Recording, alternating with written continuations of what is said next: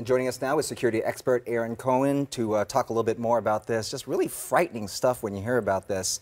Talk about this technology first. So technology that was developed after 9/11 to prevent people from breaching the cockpit. Yet, here's a situation that's problematic because the threat is now inside. Yeah, that's exactly what it is. And the technology, which was originally developed by Israel for El Al, which is Israel's former government-owned airline. After Israel had its first terror attack in the early 70s, it was their last terror attack because they went in very seriously. The Israeli people demanded it. The problem is, and that this is one of the things I can tell you from the Israeli security apparatus, there's always what we call system wet testing, which means that you always want to make sure that the people who are inside the security apparatus are being checked to make sure they should be inside the security apparatus. So whether it's your intelligence organization or a covert police unit, you want to make sure that all those people should be there. And from what I've heard, based on what the president of Lufthansa was talking about, this young pilot, he was young, he was like 27 or 28 years old.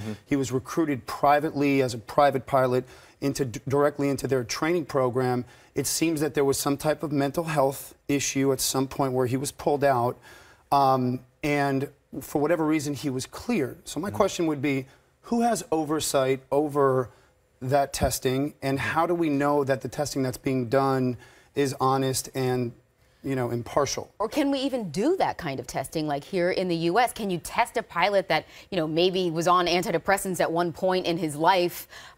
Would he pass the test to be able to flying a plane? I mean, you know, we talk about what happened on 9/11, how those pilots got on board the plane, or when pilots decide to take the plane down on their own. I mean, how do you test for something like that? People could just snap. Yeah, it's really difficult. But here's my thing. Here's what I'm just trying to like continuously wrap my mind around the security angle of this particular incident. The Europeans are extremely tight when they're doing an investigation. So, you know, we're all clamoring to try and get information. I've trained the Swiss and the Italians and the German military in counterterrorism. I'm putting out all the calls. I can't get anything from these people. So they'll look at this technology. Do you think they're going to change the technology and figure out a way that if someone really does need now to get into it for a situation like this, they can get in? It's a really good question. And to add to the point, I think what this is going to come down to is, are we doing everything that's possible to make sure that the people, like here's the thing, when the internal security mechanism, the people that we trust to maintain those safeguards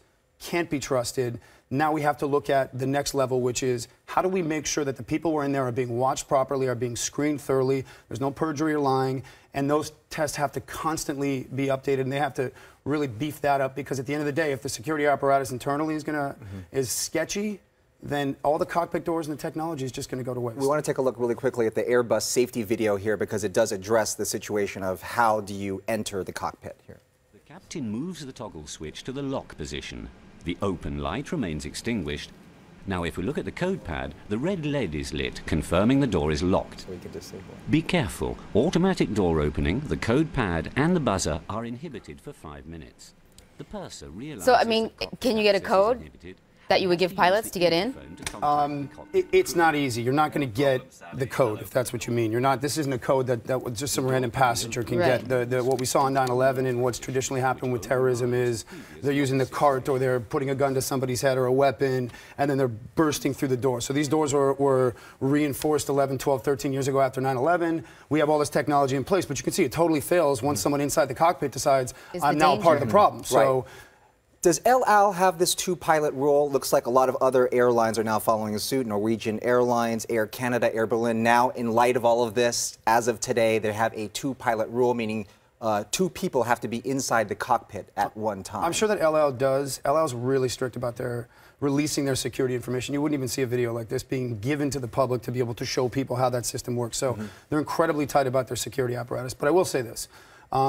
I'm sure that there is at least a two-person minimum. I am sure that there's air marshals on every El Al flight. So even if, and I don't know that Israel's ever had a problem with a pilot. They recruit from their Air Force, and so there's no private training program like Lufthansa has. That's the red flag for me.